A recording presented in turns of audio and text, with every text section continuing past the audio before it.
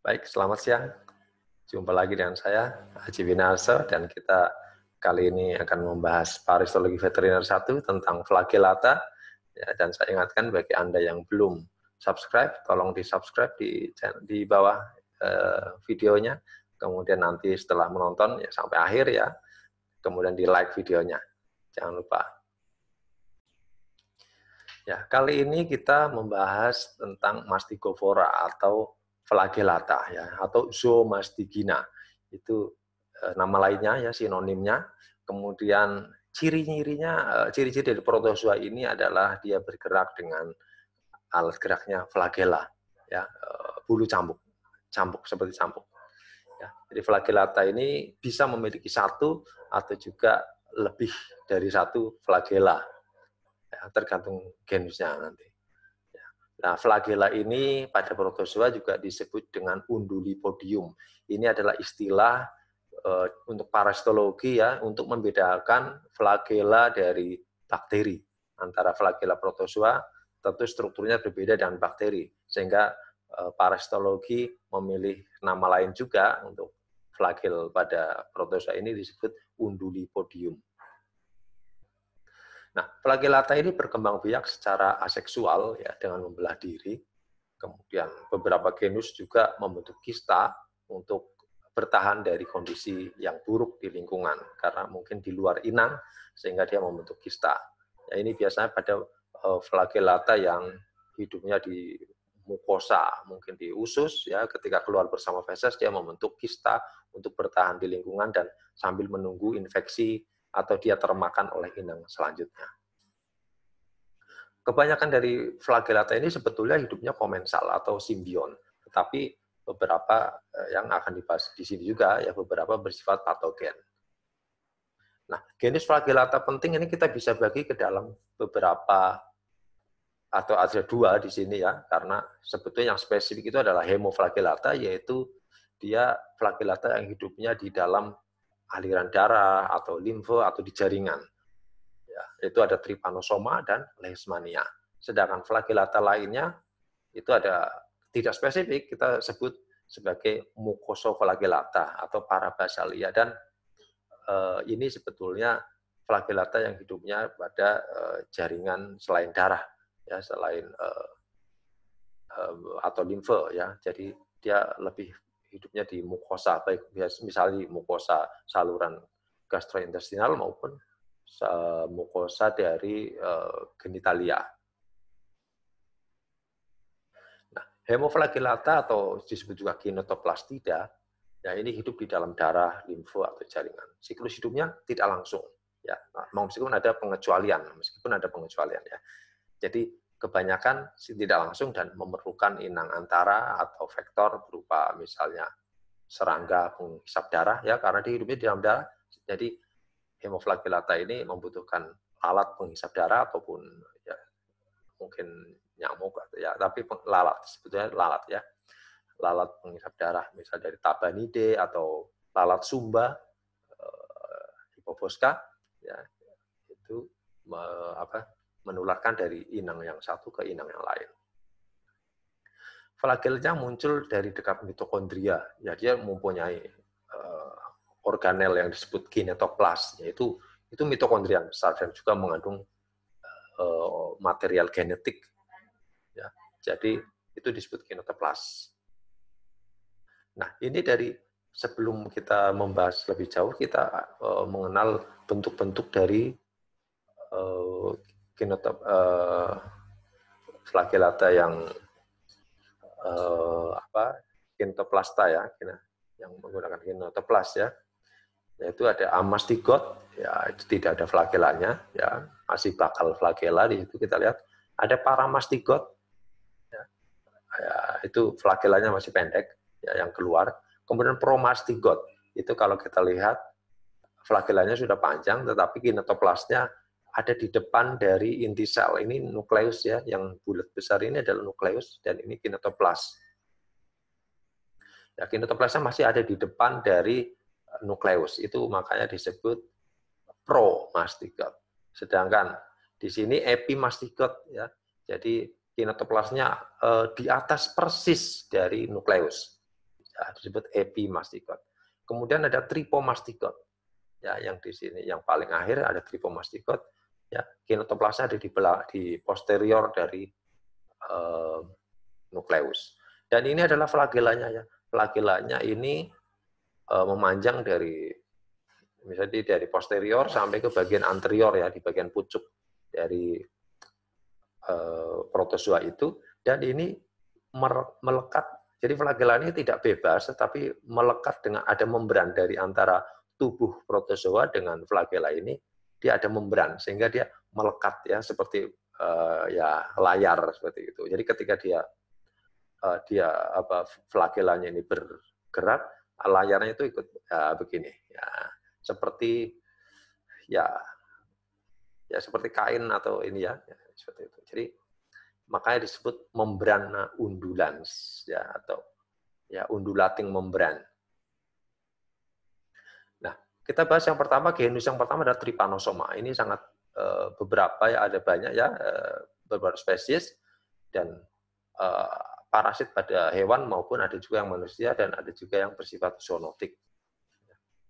Nah, Trypanosoma ini tubuhnya memanjang, inti selnya berada hampir di tengah seperti itu. Ya, tadi ini, ya, ini ada bentuk umum dari Trypanosoma, ya, ini. Memanjang, kemudian inti selnya di tengah, ya, dengan satu flagella yang muncul dari posterior, kemudian ke bagian anterior, kemudian melekat pada membran undulans. Nah, ini adalah gambaran mikroskopis dari Trypanosoma. Nah, ada beberapa spesies, yaitu misalnya di Trypanosoma congolens, Trypanosoma brucei, Trypanosoma vivax, Trypanosoma evansi, ini banyak di Afrika maupun Amerika. Kemudian Trypanosoma evansi itu ada di Asia, ya, itu yang penyebab penyakit surah pada hewan besar, ya, sapi, kuda, kerbau, itu Trypanosoma evansi. Kemudian Trypanosoma equiperdum. Nah, ini juga tidak ada di Indonesia, ya, dan ini juga termasuk pengecualian karena tadi kita sampaikan bahwa Trypanosoma membutuhkan inang antara ataupun vektor, tetapi untuk Trypanosoma equiperdum tidak membutuhkan vektor, dia ditularkan secara langsung melalui kontak antar host, yaitu melalui hubungan seksual atau disebut transmisi veneral. Ini pada kuda dan keledai, ya. Di keledai penyakitnya ini disebut durin, ya, dalam bahasa Prancis, durin. Kemudian Trypanosoma cruzi, ya, ini juga zoonotik, ya, tapi di Amerika Latin, ya, itu menyebabkan penyakit cagas. Ini ditularkan oleh kumbang reduvit. Dan kalau kita lihat di sini Trypanosoma yang di Afrika, ya, atau African Trypanosomiasis, itu ditularkan oleh lalat sese. Bacanya mungkin begitu, sese mungkin. Ya, ini transmisinya salivarian, artinya dia ketika menginfeksi ada di saliva dari lalat sese. Ketika menggigit, dia sambil membawa bentuk infektif dari Trypanosoma itu. Kemudian Trypanosoma evansi, kalau kita lihat dia ditularkan secara mekanis. Jadi hanya dari lalat menggigit, kemudian ada Trypanosomanya, ya, misalnya dari inang yang pertama itu ada Trypanosomanya, kemudian dia berpindah host ke host yang lain yang belum terinfeksi, maka Trypanosoma itu bisa masuk ke dalam host yang baru. Jadi secara mekanis hanya gigit yang di sini, pindahkan ke sana. Seperti itu. Tidak ada proses multiplikasi artinya. Jadi bukan inang antara, tapi vektor secara mekanis.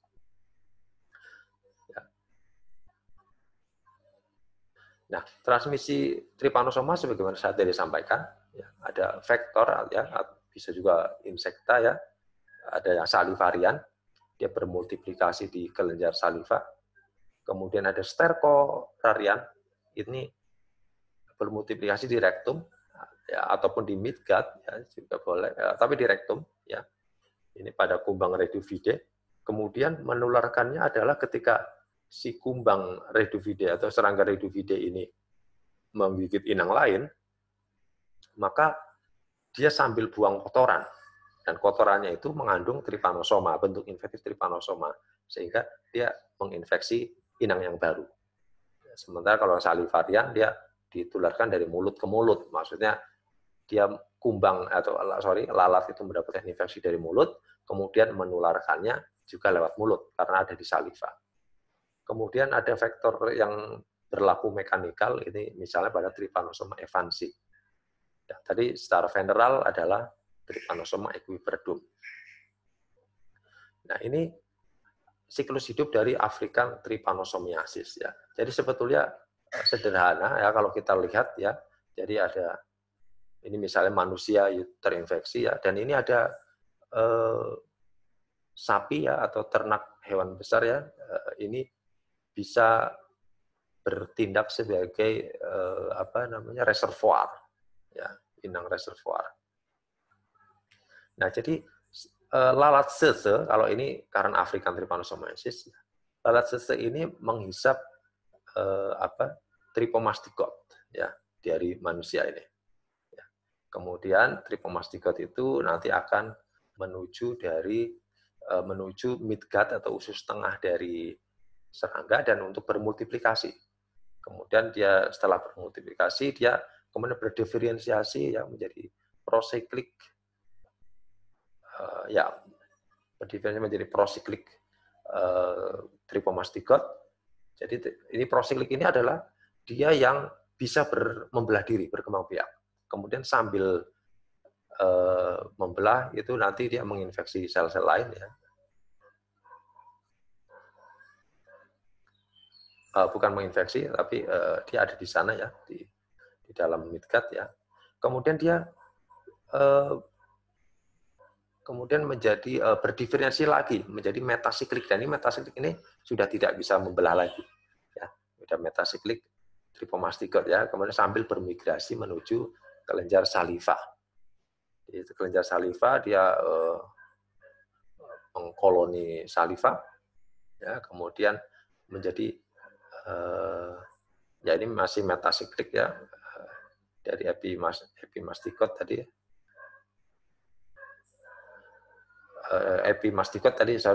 Jadi epimastikot itu ini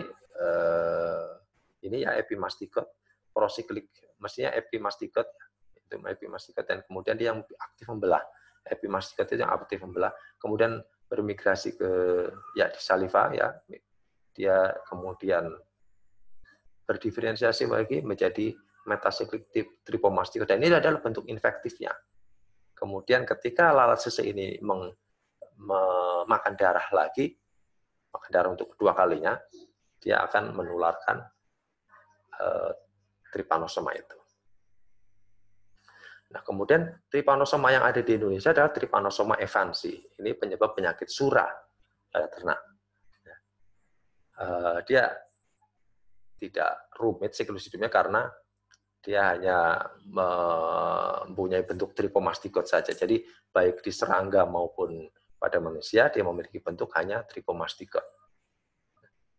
Dia ditularkan secara mekanik. Nah, ini adalah sebaran infeksi surah di Indonesia. Ini menurut Dr. Wisnu Nurcahyo ya dalam laporannya. Ya, yang merah itu cattle trypanosomiasis, ya artinya pada sapi. Yang biru adalah pada kerbau. Dan untuk Nusa Tenggara di Pulau Sumba ini ditemukan baik pada jadi lengkap ya, kuda, sapi, dan kerbau. Karena di Sumba juga potensial untuk ternak itu ya banyak. Sedangkan ini di Pulau Timur ada sapi. Nah, ini kalau kita melihat perbedaan siklus hidup antara Trypanosoma brucei dan Trypanosoma cruzi. Trypanosoma cruzi ya, ini dia memiliki bentuk amastigot ya. Kemudian ada bentuk, jadi ketika Trypanosoma itu baru masuk ke dalam tubuh manusia, dia berubah. Dia awalnya bentuknya adalah ini, ya, metasiklik ya, metasiklik tripomastikot, kemudian disuntikkan oleh serangga, lalat sese, kemudian berdiferensi menjadi amastikot. Kemudian amastikot nanti menginfeksi sel, karena dia misalnya dia dimakan oleh sel fagosit ya, misal makrofag dia di dalam tubuh makrofag dia akan berdiferensi menjadi intraseluler epimastikot, dan ini aktif membelah. Setelah itu nanti dia pada suatu saat dia akan berhenti membelah dan menjadi tripomastikot, dan kemudian dia akan dihisap oleh lalat, ya, lalat penghisap darah, sese, dan di tubuh lalat nanti dia akan berubah menjadi epimastikot. Epimastikot nanti ini di midgut, ya, dan kemudian dia akan soalnya bukan lalat ya, tapi kumbang ya, reduvit ya, kumbang reduvide. Ya. Jadi untuk Trypanosoma cruzi, kumbang reduvide dia akan pindah ke rektum dan membentuk metasiklik tripomastikot, dan ini siap diinfeksikan melalui feses. Jadi tadi ini infeksinya melalui feses, ya. Kemudian kita lihat Trypanosoma brucei. Di sini ada beberapa istilah, yaitu ada BSF ya, bloodstream form, bentuk bloodstream, artinya ini tripomastikot yang ada beredar di dalam darah. Beredar di dalam darah, dan ini adalah yang slender, ini adalah yang bentuk yang aktif membelah di dalam aliran darah. Dan kemudian pada suatu saat ketika populasi sudah tinggi, dia akan beberapa akan berubah menjadi yang agak gembul ya, stumpy itu gembul. Bloodstream form tapi yang gembul, yang gendut ya. Kemudian inilah yang infektif dan ini infeksinya lama di dalam tubuh inang, sehingga kemudian dia dihisap oleh lalat, dan kemudian dia berubah dalam tubuh lalat ya, di sini ya, dia berubah menjadi procyclic form, dan ini procyclic ya, ini adalah yang aktif membelah. Kemudian dia menjadi epimastikot ya, yang ini untuk ini juga membelah ya di dalam saluran saliva ya. Kemudian suatu saat dia nanti ini sambil bermigrasi sambil membelah ya di saliva, mengkoloni saliva, kemudian di sini dia membentuk metasiklik tripomastikot, dan ini infektif. Ya. Sedangkan epimastikot ini tidak infektif ya. Ini tidak infektif untuk mamalia. Kemudian ini ada leishmania yang nanti akan kita bahas setelah Trypanosoma. Ya, leishmania itu dia memiliki bentuk ini saja ya. Jadi promastikot dan juga amastikot ya. Amastikot ini yang membelah di dalam sel makrofag ya. Amastikot. Kemudian dari amastikot ini nanti karena inangnya adalah lalat pasir ya, lalat pasir Phlebotomine.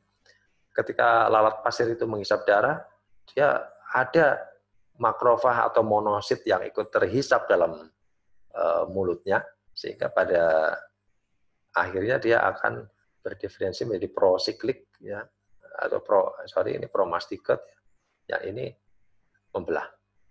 Kemudian dia akan ke saliva membentuk metasiklik.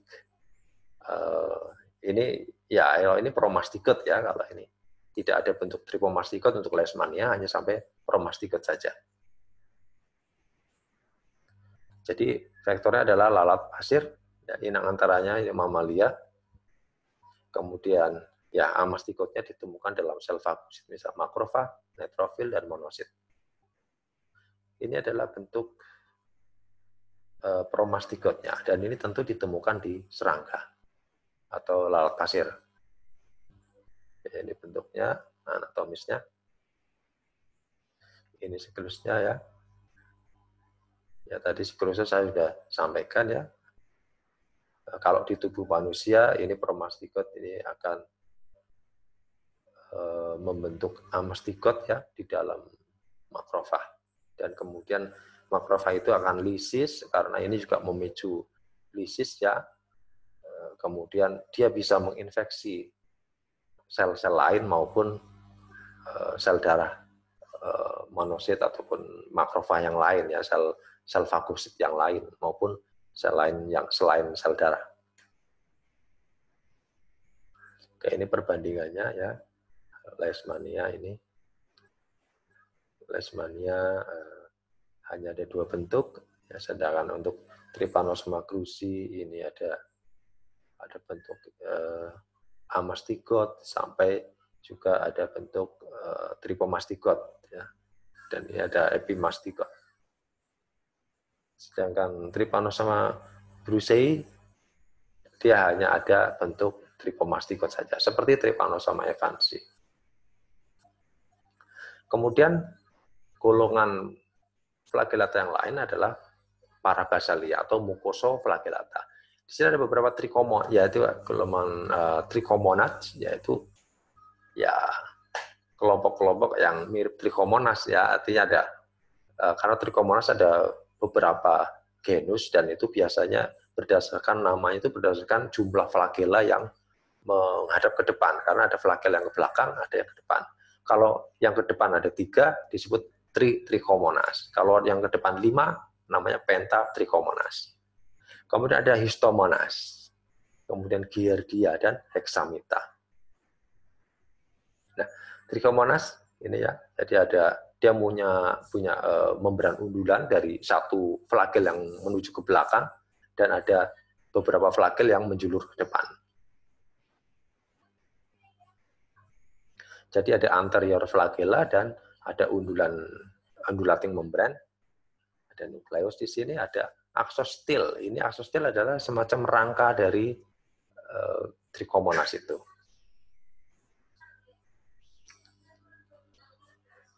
Nah, trichomonas sebetulnya banyaknya komensal, tapi beberapa ini merupakan patogen. Nah, kalau patogen pada sapi ini misalnya Trichomonas foetus, ini yang menyebabkan keguguran pada sapi ataupun menyebabkan pyometra, endometritis, ya, dan ini ditularkan secara veneral melalui hubungan kelamin antara sapi jantan dengan sapi betina.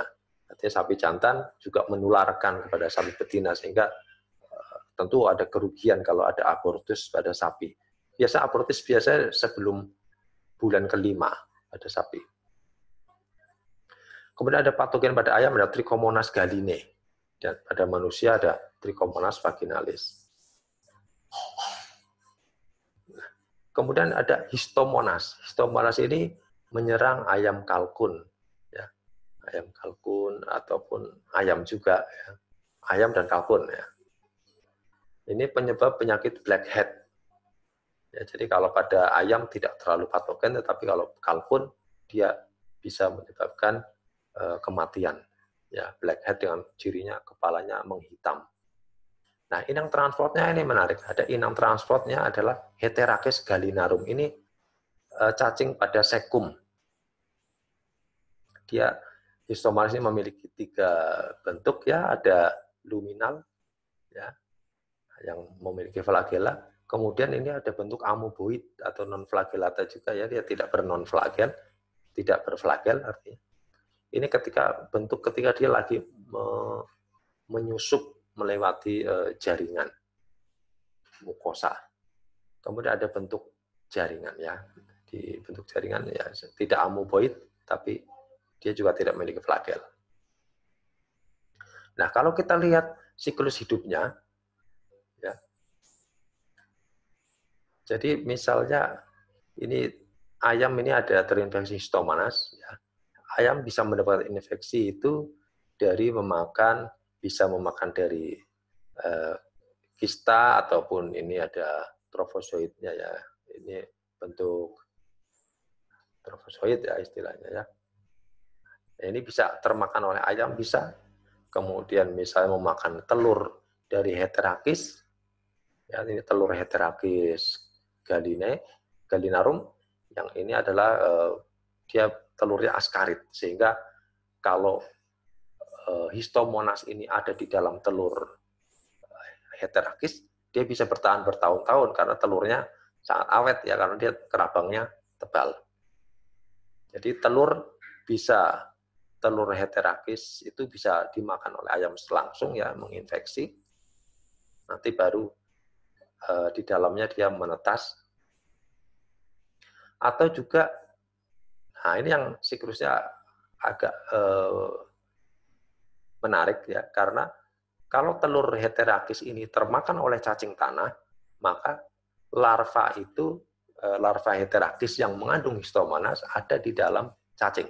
Jadi cacing mengandung larva cacing mengandung histomonas. Nah, ini menarik. Jadi kalau ayam ini makan cacing tanah, cacing tanahnya ada larvanya, maka ayam akan terinfeksi sekaligus oleh heterakis dan sekaligus juga oleh histomonas. Ya. Jadi kalau ini ya, heterakis itu hidupnya ada di dalam sekum, ya.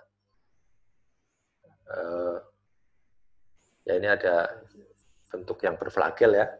Bentuk berflagel ini juga kalau ketemu heterakis, ini histomonas ini akan menginfeksi heterakis betina dan kemudian dia akan menginfeksi bagian uterus sehingga ketika heterakis ini bertelur, telurnya sudah mengandung histomonas. Ya, ini ya heterakis gallinarum akan telurnya terinfeksi oleh histomonas. Lalu pada fase lain, ya ketika di seccal stage, ini ya di seccal stage, ini bisa menembus mukosa dan ketika ada peradangan atau ulcer ya, karena infeksi itu, histomonas ini bisa menembus ke aliran darah dan kemudian bermigrasi ke hati dan menginfeksi jaringan hati. Nah, ini adalah gambar dari histomonas maleagridis ya. Ini digambarkan sebagai yang kuning ini. Ya, sedangkan larva heterakis ini ya histomonas yang kuning. Yang biru adalah heterakis. Dan heterakis itu masuk ke dalam ayam melalui cacing tanah yang di gambar merah ini. Kemudian yang lainnya adalah giardia. Giardia ini flagellata yang bentuknya mirip topeng kalau kita lihat bentuknya ya dari secara apa ini ya secara ini dorsoventral ya, secara dorsoventral dari mikroskop kelihatan seperti ada topeng ya, ada matanya, ada kumisnya. Nah, ini sebetulnya penampakannya kalau ini seperti topeng, kalau dari samping dia salah satunya ini pipi, salah satunya ini datar dan satunya cembung. Nah, yang datar ini adalah ini untuk perlekatan ke mukosa, kan dia termasuk mukosoflagellata ya, kita ingat. Jadi dia melekat di mukosa usus. Nah, morfologi giardia ini pada beberapa spesies yang menginfeksi hewan maupun manusia sulit dibedakan karena bentuknya sama seperti itu. Sehingga harus sampai pada level molekuler untuk dibedakannya. Sehingga akhirnya giardia dikelompokkan ke dalam A11. Ya, ada A11A, B, ya. Ini semuanya dikasih nama sama, Giardia lamblia ataupun ya itu sinonim ya, Giardia intestinalis itu sama saja. Giardia duodenalis sama saja ya. Ini adalah daftar inangnya dari beberapa A11 ya. A11A dan B ini yang menginfeksi manusia. Dan itu zoonotik. Sedang C dan D ini pada anjing, A11E pada ternak, A11F pada kucing, dan A11G pada tikus. Nah, siklus hidupnya dia bisa membentuk kista. Jadi giardia ini pada feses yang ada di luar setelah dikeluarkan bersama feses dia membentuk kista. Dan itu bisa menginfeksi melalui makanan ataupun air yang terkontaminasi. Ya. Jadi dia setelah masuk sebagai kista nanti dia mengalami ekskistasi dan membentuk trofozoid. Trofozoidnya ini yang aktif membelah ya. Membelah, kemudian ketika bersama feses, dia membentuk kista. Nah, ciri-cirinya ketika menjadi kista ada 4 nuklei. Nah, ini misalnya yang siklus hidup dari giardia yang zoonotik ya. Nah, itu manusia bisa terinfeksi secara ya mestinya ini melalui kontaminasi, misalnya di sayur-sayuran, atau mungkin karena tidak cuci tangan, atau lewat air, atau dari ya berbagai jalur lah sebetulnya. Artinya ini feko-oral. Selanjutnya adalah heksamita atau spironukleus. Ya, sebelumnya disebut heksamita, dan sekarang disebut spironukleus. Ini adalah heksamita maleagridis. Dia memiliki 1, 2, 3, 4, ya 8 flagel ya. Memiliki 8 flagel dan hampir mirip dengan giardia bentuknya. Nah, heksamita ini habitatnya di bagian proksimal usus halus. Ini pada burung dan kalkun. Sebetulnya kerugian yang disebabkan tidak terlalu banyak ya, dan penelitian tentang heksamita juga tidak banyak. Ya, literatur membahas heksamita tidak banyak juga. Ya, ini memang pada infeksi yang parah dia menyebabkan catarrhal enteritis. Nah, infeksi pada burung yang tua itu tidak menimbulkan gejala, artinya mungkin sudah biasa tapi pada hewan muda tentu catarrhal enteritis tadi itu ya. Ya, tapi hewan yang tua, burung tua ini juga menjadi carrier. Ya. Oke, ada spesiesnya adalah heksamita maleagridis. Baik, itu kira-kira dari saya, dan untuk pembelajaran lebih lanjut ya nanti kita akan sampaikan beberapa materi bacaan pada classroom kita atau e-learning kita ya. Dan selamat belajar, sampai jumpa, selamat siang.